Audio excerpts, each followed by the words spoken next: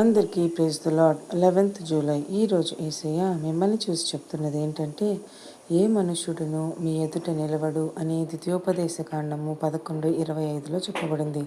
No man shall be able to stand against you. ఈ వచనంలో దేవుడు మోషే ద్వారా ఇశ్రాయేలీయులకు ఒక గొప్ప వాగ్దానం చేశాడు.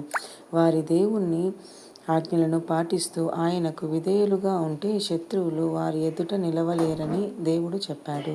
కాబట్టి ప్రియమైన బిడ్డలారా, దేవుని విధేయత ఆశీర్వాదాన్ని తెలియజేస్తుంది. దేవుడు తన ప్రజలకు రక్షకుడు. భయపడకుండా దేవునిపై విశ్వాసంతో ముందుకు సాగాలి. చిన్ని ప్రార్థన. ప్రియమైన పరలోకపు తండ్రి, నీకు స్తోత్రాలయ్యా. నీ వాగ్దానములపై సంపూర్ణ విశ్వాసంతో జీవించుటకు నాకు సహాయం చేయము తండ్రి. ప్రతి సవాళ్లలో నీవే నా బలం, నా రక్షణ అని నమ్మే హృదయాన్ని నాకు అనుగ్రహించుము తండ్రి. ఆ యేసు నామంలో అడిగి వేడుకుంటున్నాము తండ్రి. ఆమేన్.